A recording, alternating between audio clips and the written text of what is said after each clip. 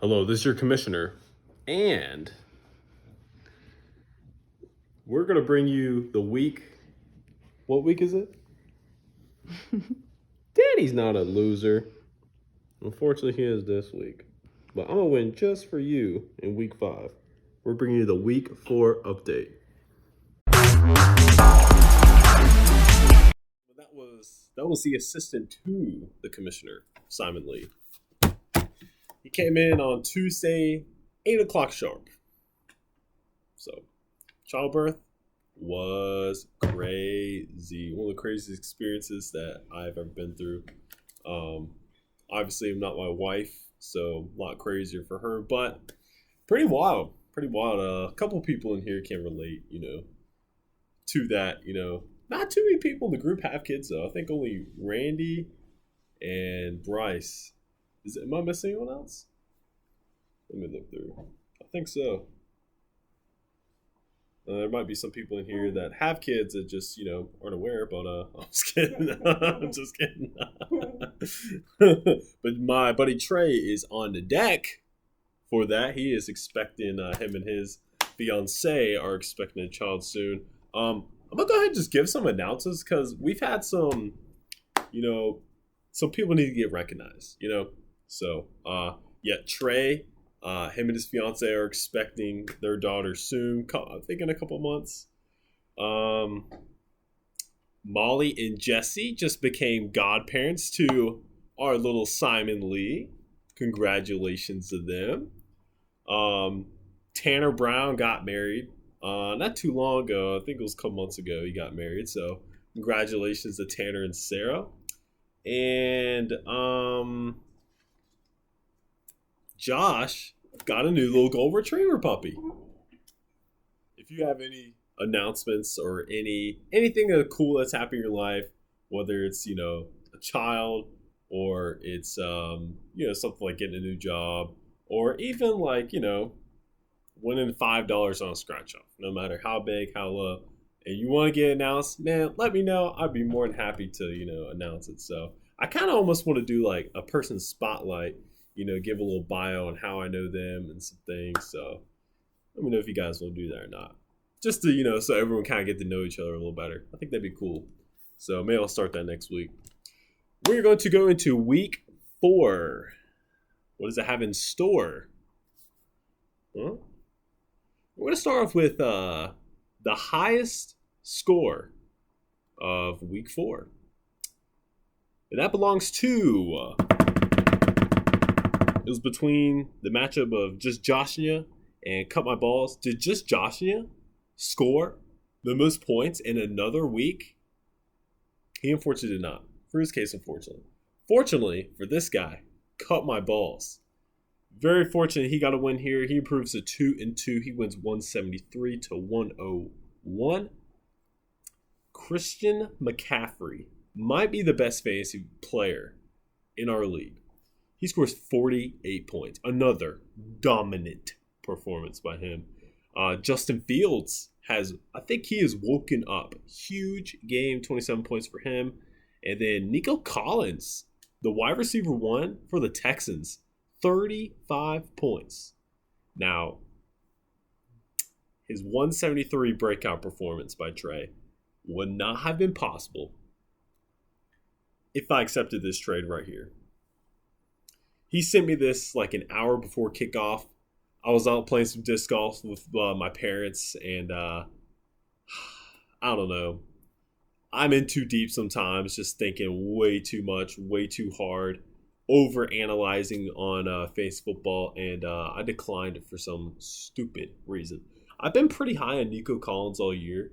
I was a little unsure about Justin Fields. I'm like, and then I just overanalyzed it, and I denied the trade, which is ridiculous. I mean, they combined for what? 62 points? That's ridiculous. I did not accept that trade. So Trey a 173 starter for his starters. He had 74 on his bench. So literally everyone had a great week for his team. For just Josh, Lamar Jackson, he had a pretty solid game. Ravens crushed the Browns. Sorry, Bryce. Lamar at 28. Just Josh, he had 78 on his bench. So there's been a lot of that this year in our fantasy league, or just fantasy in general. Just like start the wrong guys, you know? So it makes fantasy very frustrating. So next we're going to move on to rubbing out a win against Felice Najee Dodd. And yes, he did rub out a win. It was close. Cue the theme music. Yeah, I got some theme music here. You know why? Because this was a close matchup. I was like, you know what? I see this is a close matchup. I need to spice it up a little bit. So I got some theme music here. Before Monday Night Football, it was 99.72 to 99.78. And then before Sunday Night Football, it was 89.72 to 87.78. So how did this all break down? How did Randy's team just steamroll at the end? He had kind of didn't really do my notes right. Oh, yeah, I did. I'm just kidding. Seattle's defense, 29 points on Monday Night Football. That's kind of what gave him that extra, that extra step there. DK Metcalf, he scored a touchdown too, kind of helped him out a little bit there. AJ Brown is just like in total. AJ Brown had 38.5 points. It was the second highest score in all week 4. But yeah, really Seattle's defense really just perplexed him to, win. He had a bit of a dicey quarterback situation. So he has Deshaun Watson and Jimmy Garoppolo. Well, Deshaun Watson, they ruled him out like Sunday, maybe 10 or 11 a.m. So, and then Jimmy G was out with concussion. So I think he had picked up Brian Hoyer a couple days before Sunday. But then the Raiders announced, we're going to start our rookie draft pick from the 5th round, Aiden McConnell. So Randy's like, I guess I'll pick him up. And then what do you know? He has to end up starting him because Garoppolo was out and Deshaun Watson ended up being out. So he only got him 9 points. He got enough to win, so that's all that matters. It wouldn't have been close if he had started David Montgomery, though. Scored 34 points on Thursday night. Big Thursday night performance. We'll get to another big Thursday night performance in a little bit, even though that'll be more of next week's episode. So, Tanner. So as for Felice Najee Dodd, just does fall a little short. Big defensive matchups here. Her Jags defense got her 21 points. It's kind of just a tough week for her. Some of her team just underperform, mostly in her wide receiver department. Jordan Addison didn't record a single reception. He had a nice goose egg, unfortunately.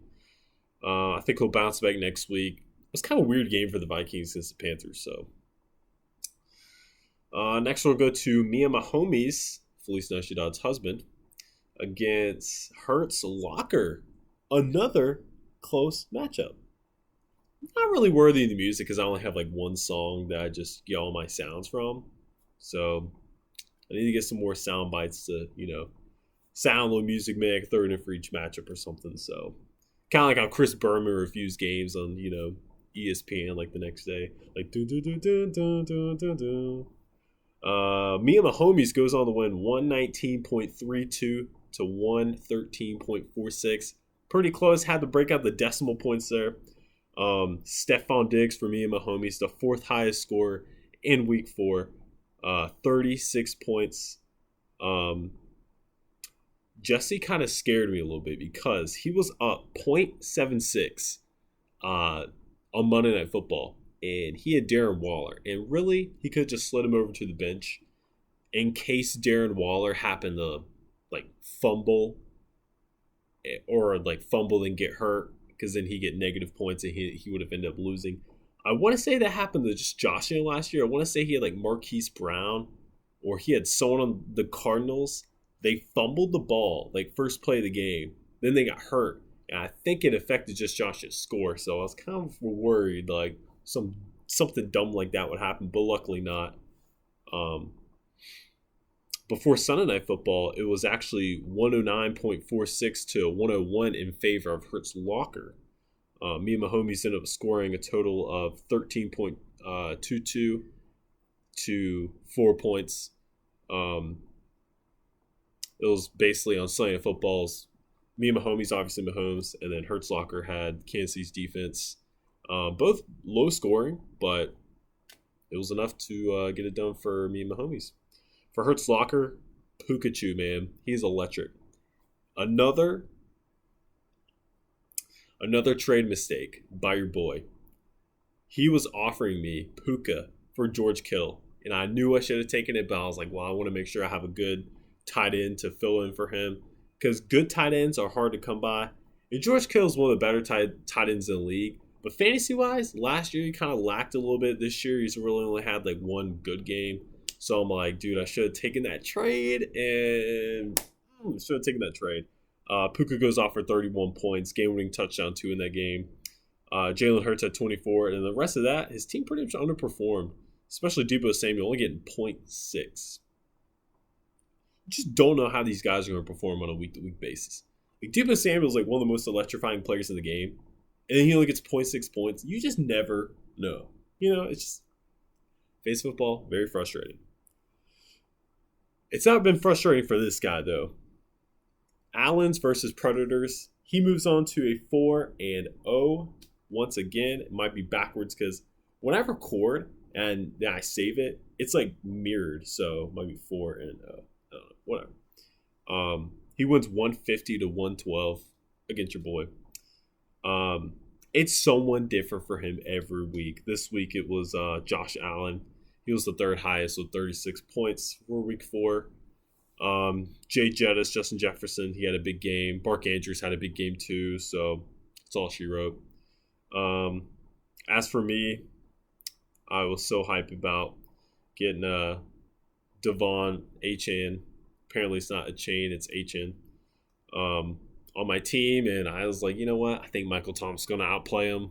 Clown. Do I have a clown filter I could put on here? You know, like, I don't know. So he got 27 on the bench. The Ravens defense got 19 on the bench. If I would have moved those guys to starters and moved the other two to the bench, I would have only lost by like 1 to 2 points.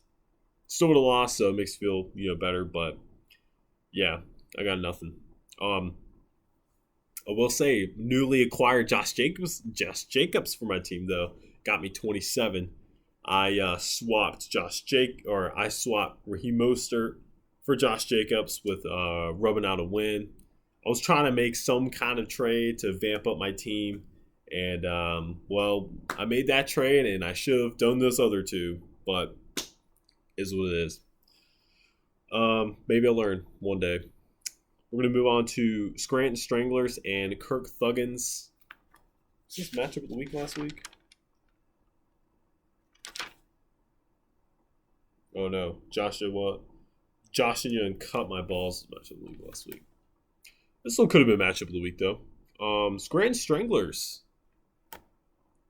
ends the insane winning streak that Kendra had. He wins 108 to 99. They're both 3-1 for the season now. Brandon Ayuk led Scranton Stranglers, and for all scores he had 20. Jordan Love had a terrible fantasy-wise first half on Thursday Night Football. He didn't have a huge second half, which propelled Tanner with points for Jordan Love and for him to really win. DJ Moore, 27 points on the bench. Might want to start DJ Moore. I'm just saying. Maybe a little foreshadow here. A little foreshadow. Before Sunday Night Football, it was 93 to 64. But Kendra had a little bit of chance to come back. She had a Pacheco and Brees Hall. They faced off each other in Sunday Night Football. Pacheco had a pretty nice game. Brees Hall, not so much. But it kind of closed the gap a little bit. She was down by like 30. She only lost by like 9, so not bad. Her Cowboys defense, 26 points. Just stupid.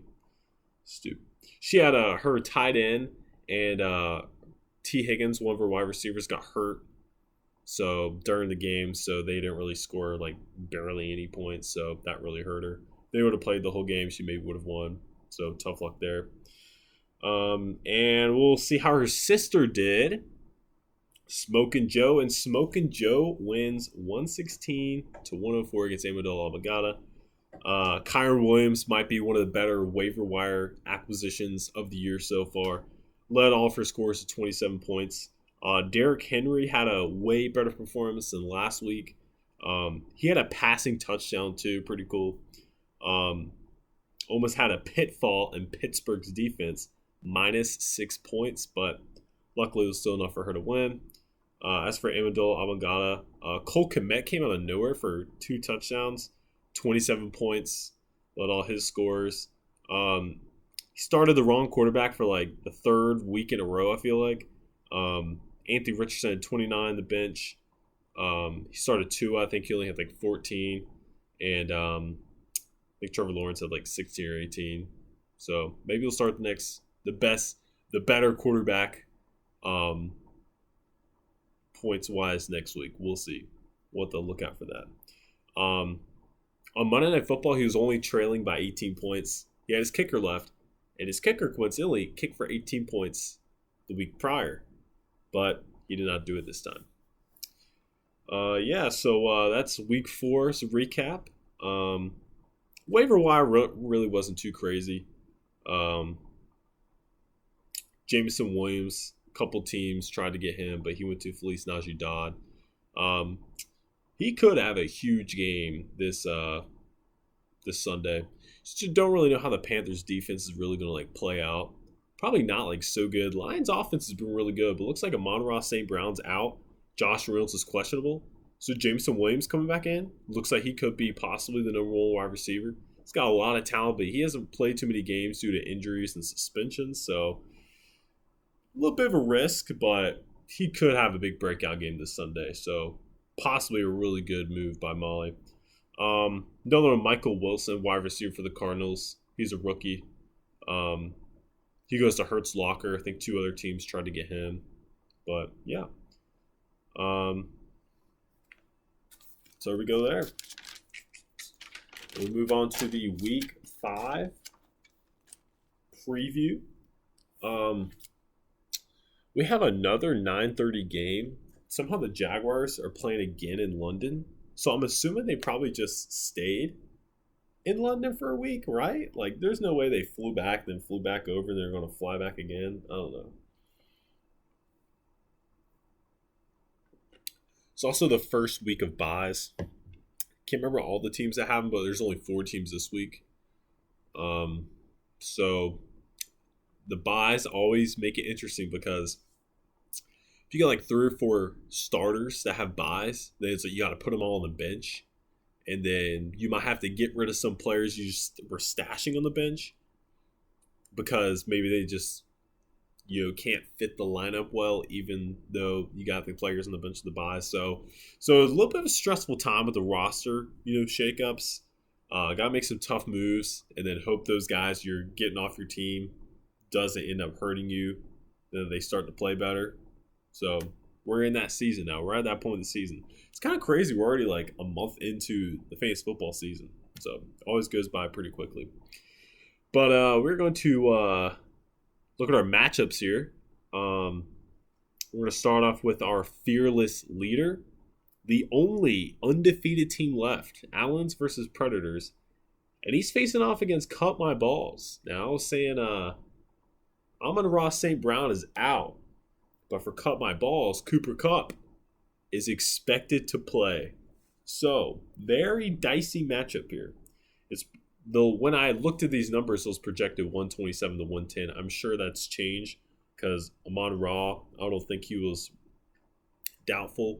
And I don't think Cooper Kupp was expected to play. I don't think he was in like Trey's starting lineup. So, those numbers could have possibly flip-flopped for both those teams. Matchup of the week, we have Smokin' Joe, the number 2 team, against the number 3 ranked team, Scranton Stranglers, both 3-1. Who will move to 4-1? Who will move to 3-2?